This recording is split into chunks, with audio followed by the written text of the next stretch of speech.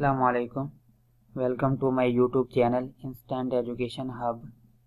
इस वीडियो में हम लोगों ने सब ग्रुप को डिस्कस करना है।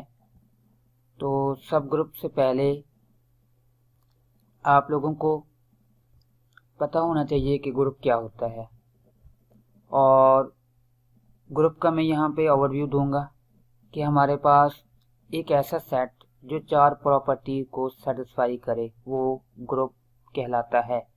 कौन कौन सी? नंबर 1 कोलिजियल प्रॉपर्टी, नंबर 2 एसोसिएटिव, और थर्ड पे हमारे पास आइडेंटिटी एग्जिस्ट करनी चाहिए, और फोर्थ में हमारे पास इनवर्स एग्जिस्ट करना चाहिए। तो वो एक ग्रुप कहलाता है। सब ग्रुप देखें, सब ग्रुप हमारे पास नाम से ही यहाँ पे शो हो रहा है कि जो ग्रुप हो उसका कोई सबसेट जो ग्रुप बना रहा हो तो वो क्या कहलाएगा? सब ग्रुप कहलाएगा उस ग्रुप का, जिस तरह सबसेट होता है। ठीक है, ये उसी की ही कंसेप्ट में आप समझ सकते हैं। मैं एग्जांपल के तौर पर आप लोगों को यहाँ पे बताता हूँ कि हमारे पास सेट ऑफ रियल नंबर, ये ग्रुप होता है अंडर एडिशन। ठीक है, और हमें ये भी पता है कि जो सेट ऑफ इंटीजर होता है ये रियल नंबर का सबसेट होता है। ठीक है, मीन के रियल सेट का हमारे पास क्या होता है? सबसेट होता है। तो और हमें ये पता है कि जो सेट ऑफ इंटीजर है वो भी ग्रुप होता है अंडर एडिशन। तो मैं ये कह सकता हूँ कि हमारे पास जो सेट ऑफ इंटीजर है ये सब ग्रुप है किसका? सेट ऑफ रियल नंबर का।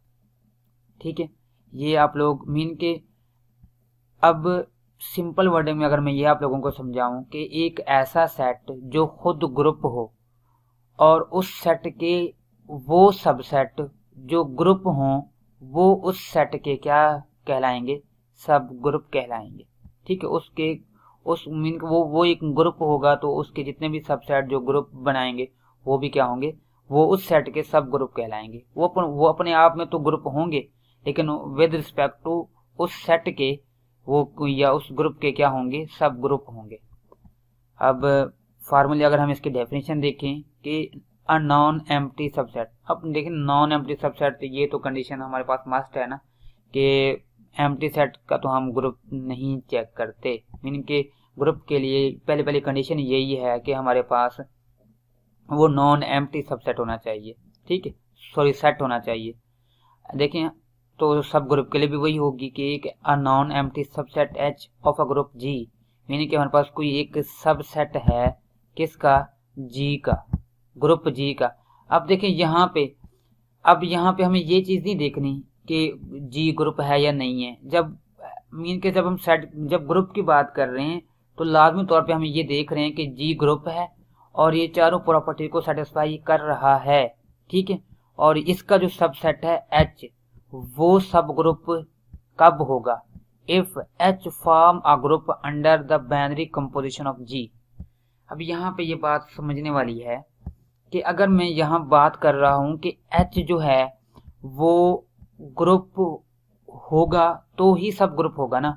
और ग्रुप ये कैसे होगा कि under the binary composition of G, mean के अब यहाँ पे जैसे मैंने आपको एग्जांपल दी है, सेट ऑफ रियल नंबर अगर ग्रुप है अंडर एडिशन, जो उसका सबसेट हो वो भी अंडर एडिशन ही हो ग्रुप, ना कि वो मल्टीप्लिकेशन हो, क्योंकि सेम आपने बाइनरी कंपोजिशन लेनी है ना कि डिफरेंट लेनी है।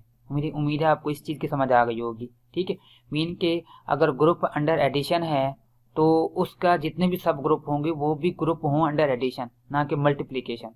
ठीक है, तो अब सेकेंडली हमारे पास क्या है कि obviously if H is a group subgroup of G and K is a subgroup of H, then K is also a subgroup of G।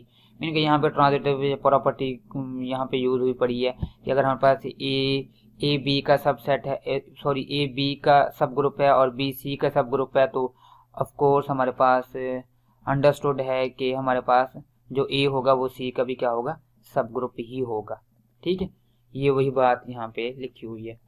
अब देखिए हमारे पास जिस तरह हमारे पास सबसेट होते हैं, इम्प्रॉपर सबसेट होते हैं और प्रॉपर सबसेट होते हैं, तो इसी तरह हमारे पास सब ग्रुप भी इम्प्रॉपर भी होते हैं और प्रॉपर सब ग्रुप भी होते हैं। अब देखें वही हमारे पास पहले ये देखते हैं कि हमारे पास इम्प्रॉपर सब ग्रुप कौन कौन से होते हैं। एवरी ग्रुप जी मीन के कोई भी एक ग्रुप जी होगा ऑफ ऑर्डर ग्रेटर देन 1। अब देखें किसी भी ग्रुप के ऑर्डर से क्या मुराद होता है कि उसके अंदर कितने एलिमेंट हैं, उसके एलिमेंट ही उसका ऑर्डर होते हैं। अब देखें every group G of order greater than 1 has at least 2 सब ग्रुप विच आर जी वो खुद होगा और दूसरा आइडेंटिटी। मीन कि अगर कोई एक ऐसा ग्रुप जो ग्रेटर देन 1 हो, जिसका ऑर्डर ग्रेटर देन 1 हो, मीन के एक से ज्यादा एलिमेंट हो, तो उसके एटलीस्ट 2 सब ग्रुप लाजमी होंगे। कौन कौन से? एक वो खुद होगा और एक आइडेंटिटी एलिमेंट। देखें आइडेंटिटी एलिमेंट अगर कोई एक किसी सेट के अंदर एक है, वो खुद आइडेंटिटी एलिमेंट है, तो वो चारों प्रॉपर्टीज को सेटिस्फाई करता है, मीन का वो खुद भी ग्रुप होता है, तो वो भी क्या होगा, एक सब ग्रुप ही होगा उस सेट का। मीन के वो खुद और आइडेंटिटी ये क्या होंगे, हम उस ग्रुप के क्या होंगे, इम्प्रॉपर सब ग्रुप होंगे। क्या होंगे? इम्प्रॉपर सब ग्रुप या ट्रिवियल सब ग्रुप भी हम इसको कहते हैं। इम्प्रॉपर सब ग्रुप या ट्रिवियल सब ग्रुप, ये दोनों नाम याद होने चाहिए आपको, ठीक है। अब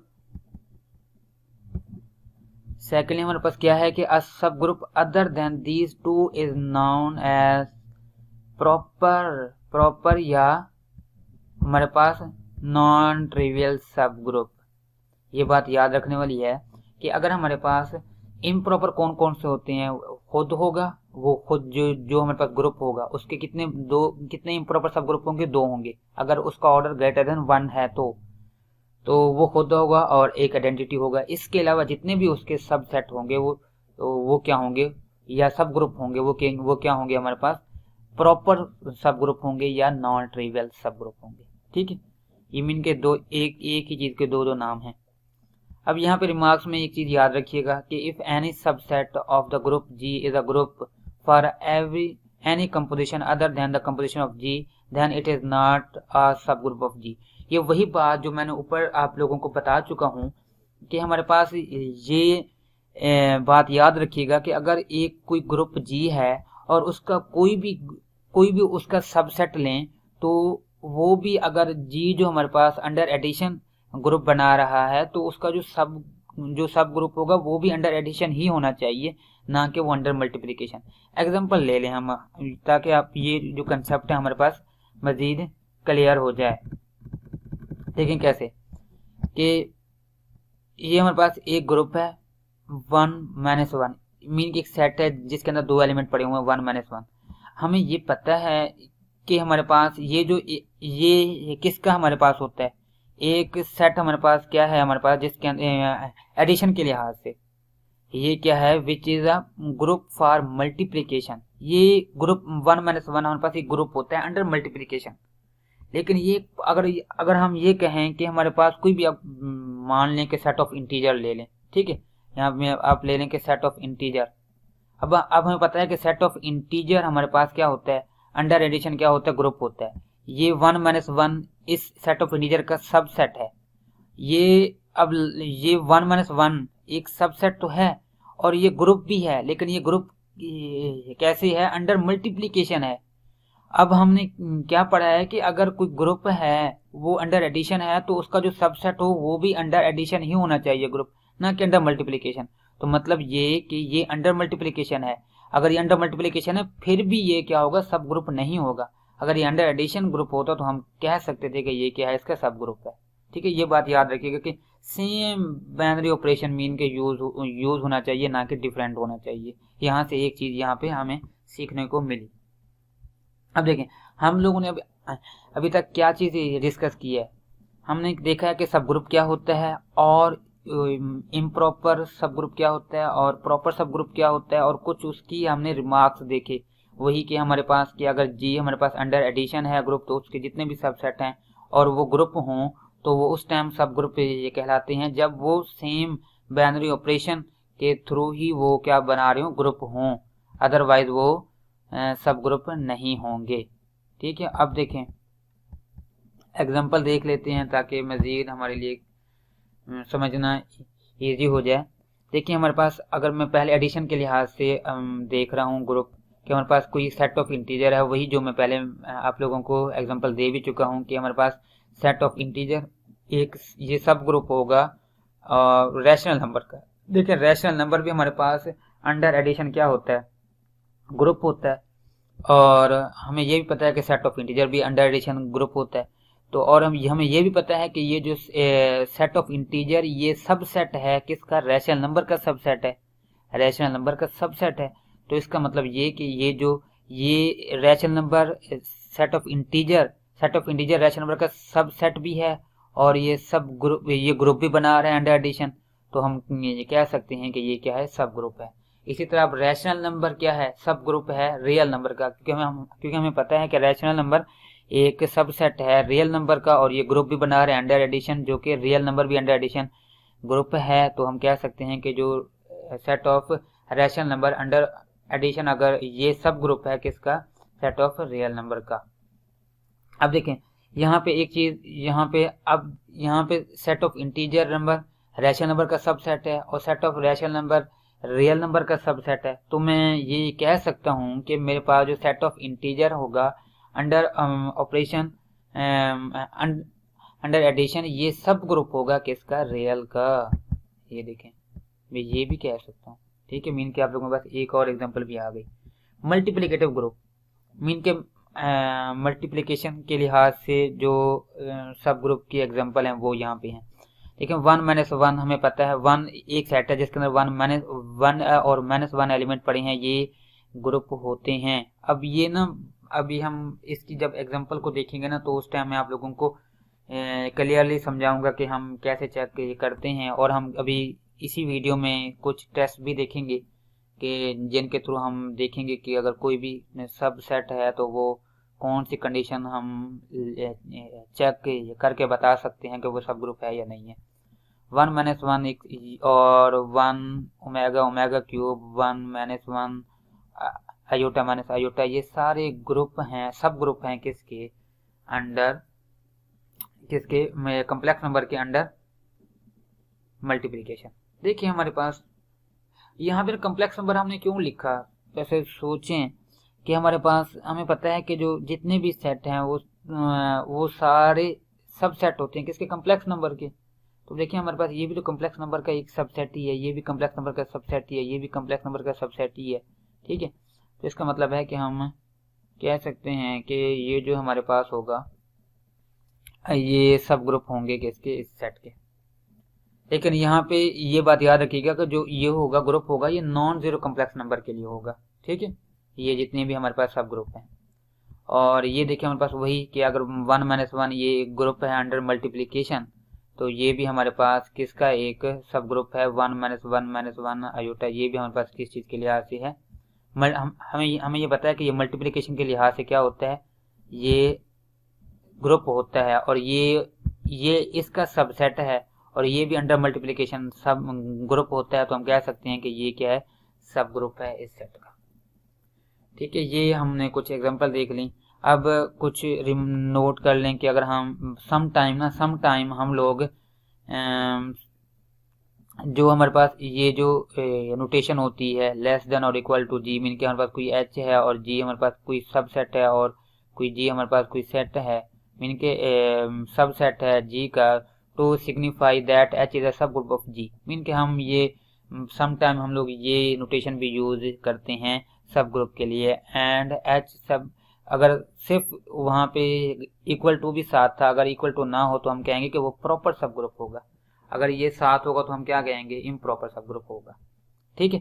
तो अब अभी तक हम लोगों ने सब ग्रुप देखा, उसकी डेफिनेशन, उसकी एग्जांपल वगैरह और उसकी फर्दर टाइप्स को भी डिस्कस कर लिया। अब हम आते हैं कि हमें कैसे पता चलेगा कि कौन कौन सी कंडीशन के थ्रू हम लोग चेक कर सकते हैं कि कोई एक सेट है जो जी है और वो ग्रुप मीन के वो ग्रुप है, तो उसके जितने भी सबसेट होंगे वो कब सब ग्रुप होंगे और कब सब ग्रुप नहीं होंगे। तो कुछ यहाँ पे मैंने स्टेप बाय स्टेप लिखे हैं और आपको मैं स्टेप बाय स्टेप ही समझाऊंगा ताकि आप लोगों को अच्छी तरह क्लियर हो। पहला हमारे पास जो टेस्ट है वो है 4 स्टेप सब ग्रुप टेस्ट। 4 स्टेप मीन के हम किसी भी सबसेट को 4 स्टेप में प्रूफ कर सकते हैं कि वो सब ग्रुप है या नहीं है। ठीक है, ये बात यहाँ पे ना गौर से समझिएगा, इस बात को 4 स्टेप की मैं बात कर रहा हूँ। और हमें पता है कि किसी भी ग्रुप को प्रूफ करने के लिए हमें 4 प्रॉपर्टी सेटिस्फाई करानी पड़ती हैं। कौन कौन सी? Number 1 closure, number 2 associative, number 3 identity exist करनी चाहिए और नंबर 4 हमारे पास इन्वर्स भी एग्जिस्ट करना चाहिए। अब देखें वही बात कि an arbitrary subset of H of a group G, यानी कि कोई भी एक हमारे पास एच है, कोई भी आर्बिट्रेरी सब सेट है किसका? जी का। अब यहाँ पे अंडरस्टूड बात है हमारे लिए कि जो जी है वो ग्रुप है और वो 4 प्रॉपर्टीज को सेटिस्फाई कर रहा है। ये बात याद रखिएगा। Is a subgroup of G if it is itself a group under the same binary composition of G. वही डेफिनेशन ही उठा के यहाँ पे रख दिया 4 स्टेप सब ग्रुप टेस्ट में। मीन के आपके पास कोई एक ग्रुप जी है और उसका सबसेट एच है। आप क्या करें? इसी एच के ऊपर चारों प्रॉपर्टी को अप्लाई करें और अगर चारों अप्लाई सेटिस्फाई हो जाती हैं तो आप ये कह देंगे कि ये जो सबसेट है एच ये सब ग्रुप है जी का। ये तो हमारे पास हो गया 4 स्टेप सब ग्रुप टेस्ट। लेकिन अब हम क्या करते हैं, थोड़ा सा फर्दर मूव करते हैं और मीन के हमने थोड़ा सा अब हम इतना टाइम तो नहीं होगा, हम अपने टाइम को बचाने के लिए मीन के हम चाहते हैं कि नहीं भाई हमने चारों प्रॉपर्टी सेटिस्फाई नहीं करनी, पहले हम इतना टाइम नहीं है हमारे पास, चलो भाई एक प्रॉपर्टी को कम कर दो। अब आ जाते हैं 4 के बजाय हम लोग 3 स्टेप में आ जाते हैं। कहते हैं भाई हमें 3 स्टेप में हमें प्रूफ करना है बजाय ये कि 4 हों। अब कैसे? Any subset H of a group G is a subgroup G if and only if, मतलब कि कोई भी सबसेट एच वो जी का ग्रुप जी का सब ग्रुप होगा अगर वो इन 3 प्रॉपर्टीज को सेटिस्फाई करे। कौन कौन सी? क्लोजर लॉ होल्ड करनी चाहिए, आइडेंटिटी एलिमेंट एग्जिस्ट करना चाहिए, इनवर्स भी एग्जिस्ट करना चाहिए। ठीक है, अब यहाँ पे देखें कौन सी प्रॉपर्टी हमने शार्ट कर दी है? एसोसिएटिव हम ये जो हमारे पास टेस्ट है ये कहता है कि अगर आप इन 3 प्रॉपर्टी को सेटिस्फाई करा देते हैं तो आपके लिए ये चीज प्रूफ हो जाती है कि ये जो हमारे पास सबसेट है ये सब ग्रुप है।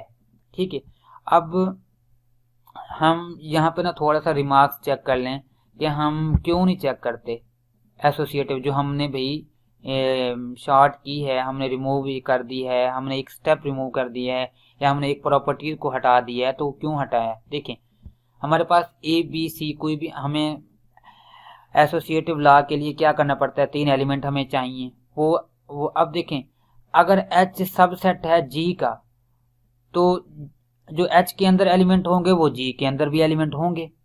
तो अगर जी हमारे पास ग्रुप है वो एसोसिएटिव लॉ भी होल्ड करेगा।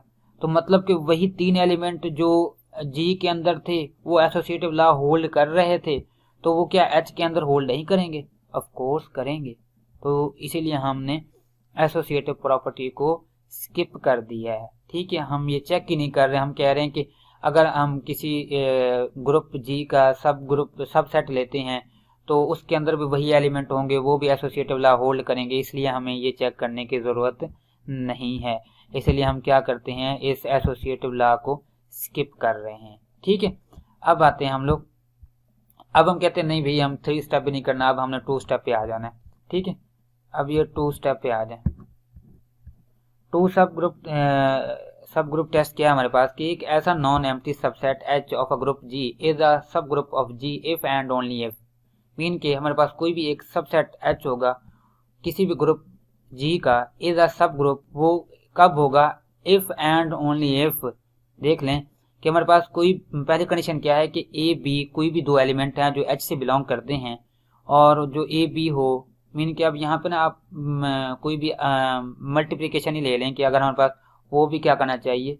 एच से बिलोंग करना चाहिए। मीन कि ये कौन सी प्रॉपर्टी है हमारे पास? Collision law. ठीक है, हमने क्या है हमारे पास, ये कौन सी प्रॉपर्टी है? कोलिजन लॉ की प्रॉपर्टी है हमारे पास। सेकंड हमने क्या चेक करना है? मीनिंग, और दूसरा हमने कि अगर ए कोई एलिमेंट है वो एच से बिलोंग करता है तो उसका इन्वर्स भी एच से बिलोंग करना चाहिए। ठीक है, ये हमने दो प्रॉपर्टीज अगर हमने सेटिस्फाई करा दी तो हमारे लिए ये इनफ है कि वो जो सब सेट है वो सब ग्रुप होगा।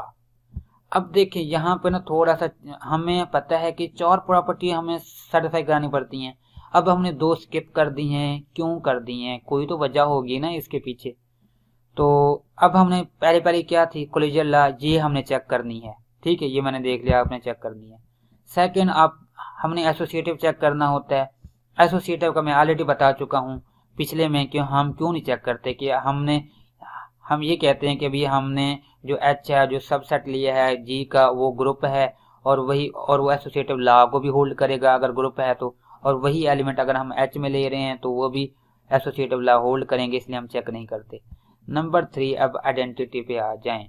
ठीक है, लेकिन आइडेंटिटी से पहले मैं आपको इनवर्स का बता दूं। हमने इनवर्स चेक करना है, उसने ये कंडीशन दे दिया कि आपने इनवर्स लाजमी चेक करना है। जब हम इनवर्स चेक करते हैं तो देखें ए बिलोंग करता है एच को, और ए इनवर्स हमने देखना है कि वो भी एच से बिलोंग करना चाहिए। अब देखिए हमें ये पता है कि हमने जो कोलिजन लॉ हमने चेक कर लिया, वो होल्ड करता है। हमने क्या कर लिया, वो होल्ड करता है। जब वो होल्ड करता है तो ए भी एच से बिलोंग करेगा और ए इनवर्स भी एच से बिलोंग करेगा। और मीन के हमने कोई 2 एलिमेंट, अगर ये दोनों एलिमेंट एग्जिस्ट करते हैं तो जो हमें ये पता है कि कोलिजन लॉ होल्ड करता है, तो इनका जो प्रोडक्ट होगा वो किस चीज के इक्वल आता है, आइडेंटिटी के इक्वल आता है। तो मीन के ये आइडेंटिटी, तो फिर ये आइडेंटिटी कहाँ से बिलोंग करेगी, वो भी एच से बिलोंग करेगी। तो मतलब कि हमारे पास आइडेंटिटी भी प्रूफ हो गई। ठीक है, ये हमने मीन के अब हमारे पास चारों प्रॉपर्टी सेटिस्फाई हो गई। तो इसका मतलब है कि अगर हम ये चारों के बजाय सिर्फ 2 प्रॉपर्टी सेटिस्फाई करा दें, कौन सी, एक कोलिजन लॉ और एक इनवर्स वाली प्रॉपर्टी अगर हम सेटिस्फाई हो रही हैं, तो हमारे लिए ये इनफ है कि वो जो हमारे पास सबसेट होगा वो सब ग्रुप होगा किसका, जी का। ठीक है, ये हमारे पास क्या हो गया, 2 स्टेप सब ग्रुप टेस्ट हो गया। पहले देखिए हमने 4 का किया, हमने 4 स्टेप में हम लोग प्रूफ कर रहे थे कि कोई भी सब ग्रुप किसी भी सेट का ग्रुप कब होगा, किसी भी ग्रुप का सब ग्रुप कब होगा, जब वो 4 प्रॉपर्टी को सेटिस्फाई करेगा। फिर हमने 3 पे आ गए, फिर हम 2 पे आ गए, अब हम 1 पे चलते हैं। ये हमारे पास है 1 step subgroup test. A non-empty subset H of a group G is a subgroup of G if and only if for all A belong to B, A B belong to H, जो कि हमारे पास subset है। ठीक है, we have A B का inverse belong to H, mean के इसका inverse क्या करना चाहिए, एग्जिस्ट करना चाहिए। अब यहाँ पे ना पहले समझिएगा इस बात को कि अगर हम कोई 2 एलिमेंट उठाएं जो हमारे पास सबसेट है H का, और अगर हम ए मीन के ए उठाएं और बी उठाएं और बी का इनवर्स और इनका प्रोडक्ट अगर हम लोग प्रूफ ये कर दें, इनका अगर हम बाइनरी अंडर मल्टीप्लिकेशन के लिहाज से देखें कि अगर हम उसको ये चीज़ प्रूफ करा दें और मीन के इसका जो आंसर आएगा वो भी हमारे पास एच से बिलोंग करेगा, तो हम कह सकते हैं कि वो हमारे पास क्या होगा, एक सब ग्रुप होगा किसका, जी का। देखिए हमारे पास बहुत ही सिंप्लीफाई हमारे लिए इजी हो गया, हम 4 स्टेप के बजाय हमें 1 स्टेप में आंसर मिल रहा है। कैसे, देखें। अच्छा, अब फिर वही बात कि हमने कैसे ये सारा कर लिया, मीन के कोलिजन लॉ भी हमने छोड़ दिया, एसोसिएटिव भी छोड़ दिया, या आइडेंटिटी भी, इनवर्स भी, कैसे हमने कोई तो मतलब कि हम इसको मीन की ये प्रूफ की तरफ ही आ रहे हैं ना हम लोग कि हैं, ये हमने कैसे बता दिया कि भैया अगर हम एक स्टेप में अगर हम ये सेटिस्फाई करा दें तो ये हमारा सब ग्रुप बन जाएगा। पहले हम आते हैं एसोसिएटिव के ऊपर। अब देखिए हमारे पास एसोसिएटिव वही बात कि अगर हम कोई एक ग्रुप ले रहे हैं और उसका जो सब ग्रुप है और उसके जो सब सेट है उसके अंदर भी वही एलिमेंट होंगे, तो वो अंडरस्टूड बात है कि वो एसोसिएटिव लॉ होल्ड करेगा। ये बात तो हम खत्म हो गई कि एसोसिएटिव लॉ चेक नहीं करना, ये हम बार बार ये चीज़ डिस्कस कर रहे हैं। नंबर 2 आइडेंटिटी पे अब आ जाते हैं हम लोग ना। आइडेंटिटी देखें, हमें ये हमारे पास ये गिवन कंडीशन है ना, हम इसी गिवन कंडीशन को ही देखकर सारी चीजें प्रूव करेंगे। अब हमारे पास ये गिवन था कि ए बी का इनवर्स बिलोंग टू एच, तो अब हम क्या करते हैं कि हम बी को ए के इक्वल पुट कर देते हैं, मीन के ए को बी या सॉरी बी को ए के इक्वल पुट करेंगे इसी के अंदर, तो बी की जगह पे ए आ जाएगा, ए का इनवर्स क्या आ जाएगा, ए आ जाएगा, और ये आइडेंटिटी आ जाएगा। तो मतलब कि आइडेंटिटी तो इसके अंदर पड़ा होगा इस सबसेट के अंदर, तो ये आइडेंटिटी भी हमारे पास एग्जिस्ट कर रही है। थर्ड पे हमारे पास क्या था, हमने इनवर्स। अब देखें, अब उसी के अगर हम ए को ई के मीन के आइडेंटिटी के इक्वल पुट कर दें और बी को ए के इक्वल पुट कर दें, तो देखिए हमारे पास ए की जगह पे ई आ गई और बी की जगह पे ए आ गया। तो ये हमारे पास, हमें पता है कि जो आइडेंटिटी होता है वो एक ऐसा एलिमेंट होता है जो किसी के साथ भी अगर हम ऑपरेट कराएं तो उससे कोई फर्क नहीं पड़ता उस एलिमेंट को, ठीक है, आइडेंटिटी की वजह से। तो वो ही सेम टू सेम आ गया, ए इनवर्स बिलोंग, और ये भी क्या करेगा, एच से ही बिलोंग करेगा। तो मीन के हमारे पास, और ए हमारे पास क्या था, कोई भी एक आर्बिट्रेरी एलिमेंट था, तो मीन के हर एलिमेंट के लिए उसका इनवर्स पड़ा हुआ है उस सबसेट के अंदर। तो मीन के इनवर्स वाली भी हमारी जो ये चीज प्रूफ हो गई कि भाई उसका हर एलिमेंट का इनवर्स भी पड़ा हुआ है। तीनों हो गई। अब आते हैं हमारे पास क्लोजर प्रॉपर्टी, जो हमारे पास एक रह गई थी। तो हमारे पास क्या है कि ए बी दो एलिमेंट हैं, एच से बिलोंग करते हैं।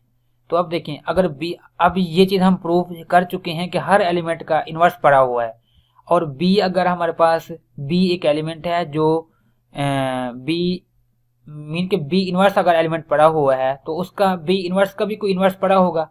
मान लेते हैं कि बी इनवर्स का भी जो एलिमेंट क्या होगा वो उसका इनवर्स होगा।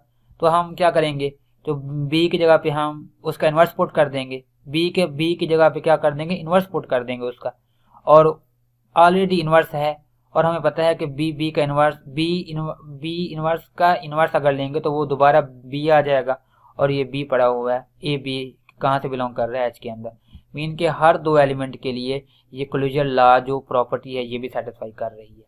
तो मीन के ये चारों प्रॉपर्टी सेटिस्फाई हो रही हैं अगर हम जस्ट ये प्रूफ कर दें कि हमारे पास कोई भी for all A B belong to H we have A B का इनवर्स बिलोंग टू एच। ये था हमारे पास वन सब ग्रुप टेस्ट। ये जो चीजें मैंने आप लोगों को ये बताई है ना, ये इसके प्रूफ के अंदर आ जाते हैं कि हमने ये चीज प्रूफ की है कि ये बात जो हमने की है ये किस बिहाफ पे की है।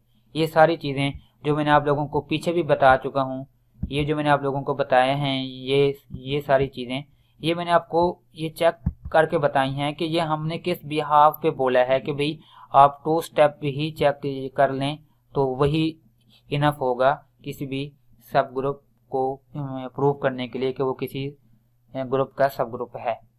ठीक है, उम्मीद है कि आप लोगों को आज की वीडियो की समझ आई होगी। अगर वीडियो की समझ आई है तो वीडियो को लाइक करना मत भूलिएगा। मेरे चैनल को सब्सक्राइब नहीं किया तो चैनल को सब्सक्राइब कर दें ताकि हर नई आने वाली वीडियो का नोटिफिकेशन आप लोगों तक पहुंच सके।